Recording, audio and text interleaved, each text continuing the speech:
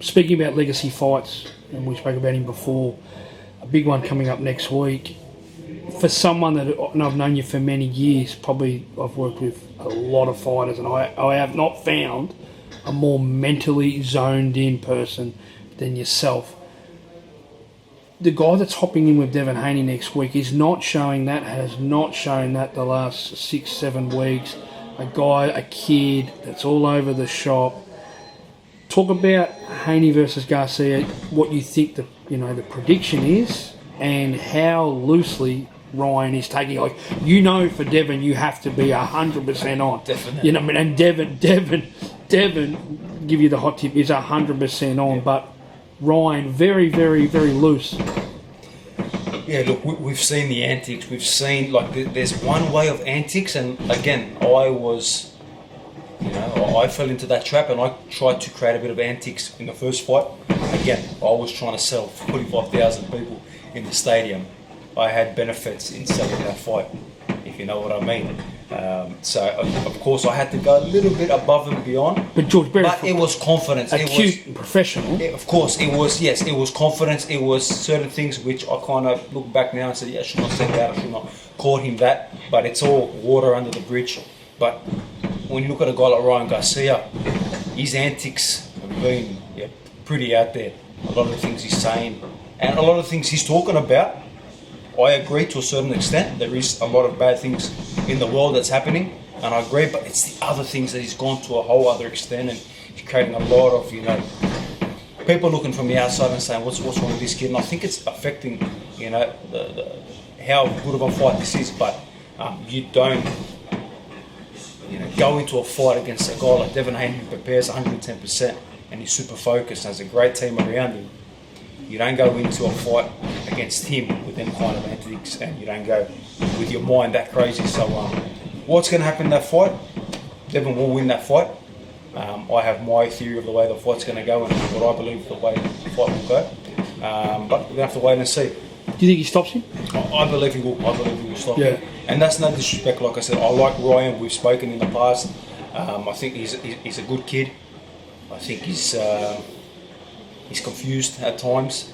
So crazy. He's talking about Tupac. Yeah, he's talking about everything, and he knows who killed Tupac. Well, please tell us. I want to see. Puff Daddy. You go out and you tell everyone I've made $100 million. He hasn't made that. You don't go and say nothing.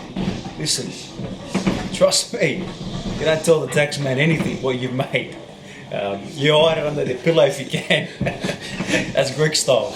But look, whatever he's doing, that's on him. I'm just so focused on what I've got to do. But again, of course, my support, and like I said, as much as I like Ryan, my support is to Devin Haney, and my support is Team Haney, and he will get a job done in that fight. Do you feel the mental state of Ryan, if he gets there on the night, walks in front of the ring, hopefully they do get 16,000 there, but if he tries to rush Devin, where do you rate Devin's back? Like, you've been in with some big punches, you know what I mean? Devin can punch? Devin can punch. Devin is sharp. Now, we saw him at 140. I think Devin, Regis. At 135, it was always a tough weight cut for him. So I think his punching power has progressed into the 140 division. We saw him put down Regis with a beautiful shot.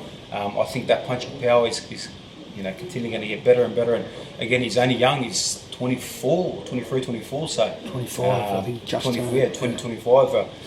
That power continues as you get older. So I think he can definitely catch Ryan. And Ryan's got his own snap as well. He's got his own power. He's got his own incredible speed. But one thing I found when I fought Devin is he makes you fight at his pace. He makes you fight, the way he wants you to fight him. And he just picks you from that jab. He picks you from his movement. Extremely hard to hit him. I had a lot of good success. A lot of people, Kambosos does 24 rounds. That's a lot of shit. No. The first fight was 116, 112 on 2 scorecards. Extremely close fight. Second fight, I think I did more damage, and I think Devin would say yes, he landed more cleaner shots in the second fight. That's just people that are sheep. People just go with whatever someone else says and haven't even watched the fight properly. But I think Devin is continually improving and continually getting better and better as a fighter, as an athlete, as a sportsman, and he's been in these big fights. So I think he's going to look very good. And like I said, I back him, I support him. And, he will get the job done. Devin was sort of outspoken last week around like yourself fighting in big arenas. I think we've got the last tickets now. There's just under 125 tickets left. Crazy, Is that? Man. It's like this arena holds just under 16,000. Wow.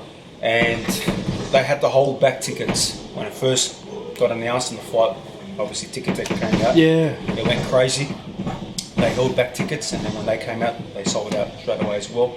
And we're down to 100 or so tickets left. Tickets that obviously up the top, and I'm sure that people are going to jump on them. And we're still like just under 5 weeks out. It's amazing, isn't it? And look, this is Kambosos, and of course Lomachenko. But Loma's been extremely quiet. I've been focused, but again, I've promoted the fight the way I always promote the fight. I love to bring an aspect to the fans of my training and the hype into a big fight. But it shows what Kambosos can do, what he brings to the table every time. And again, I'll say it again, I am not supported by the mainstream media in my country. For what reason? I don't know. I am supported by guys like yourself. I'm supported by my own media, ferocious media. I have built a social media base that is huge. I am my own media. I need to put whatever I need to put out there and create a frenzy. But for whatever reason, I'm not supported by my own here, and that's fine. The fans support me. I'm not worried by a handful of mainstream media people that won't back me or will support someone else. But like I said, when it all changes, May 12th again, I know who's true and who isn't. George, getting on to the next question, like we we're talking about you're probably going to sell, well you are, it's going to sell out. Devin and Regis put in 17,000. You and Haney put in 44. We see these other light names, and Devin actually brought this up last week around, some others like Shakur, and some other lightweights out there that are struggling. Tiafoma has struggled. Yep. When he fought Jermaine Ortiz. They are not sellers. These guys are not sellers. These guys sit on Twitter and sit on socials, and they got a good social media base, but they are not sellers. Their fan base do not come out and support their fights. One thing with Kambosos, they come and support me. My fan base is huge. Yeah, massive. It's proven. The numbers are there. It's not like I'm lying. It's not like I'm sitting here and, talking, bullshit. I'm talking facts. The numbers are there. The tickets are there. The money from the tickets are there. So we've done it, and I'm looking forward to. This fight's already sold out, but I'm looking forward to winning this fight and doing more and more, bigger and bigger. Well, this is the next question. And this is what Devin and I spoke about last week. You guys are doing big gates, pretty good pay-per-views. I'm going to talk about Shakur just quickly. These guys, Shakur, Tio, good fighters, great fighters, don't get me wrong. But are they worth what they think they're worth? And are they as big a stars in the sport as what they think they are when they can't do it? Like you victorious against Lomachenko, without looking too far forward, do you go back to America and do a big stadium fight here? Or would you bring another big name out here without looking too far forward? I'm just so focused on Lomachenko. I will not, for something that's in front, before, I step in there with a guy like Lomachenko. This guy's a legend. I could never disrespect a guy like this and be thinking too far ahead. But when we talk about these other guys, I'm not their promoters. They're promoters and obviously, they have them. That's their deals. That's up to their management. That's up to them to show them facts. I know from my team and from my, manager and my obviously 2 promoters, co-promoters, and myself. I have the facts. I have the evidence. I have the countries behind me, and it doesn't take too much hard work. Of course, it's hard work, but it doesn't take too much facts to show and say, well, here's the case studies. This is what I bring to the table, and that's when we take that to the governments and we say, hey, this is what we bring to the table. This is the revenue we bring to the state. And if we're talking $100 million into the state and the economy, it's a no-brainer. Of course they're going to support it. So facts are there. It's a different landscape. Again, it is a different landscape, the American landscape to the Australian landscape. I have a whole country behind me, and there's not as many. You can count them on a hand how many big stars there are here. Not even say stars. There's only one true big star here. He's the guy in front of you, but other guys that they try to build up, So it's different landscapes, but we know what we've done, we know the numbers we've done, and bring on May 12th, another great event. Because where boxing's at right now, it's very hard to generate those big pay-per-view fights. It's very hard to generate these big gates. Like I don't know the fighter's name, but I saw a show on the weekend. There's probably not even 200-300 people in here. You know, we did a training session down here the other day on the beach. There was 150 people just on the beach.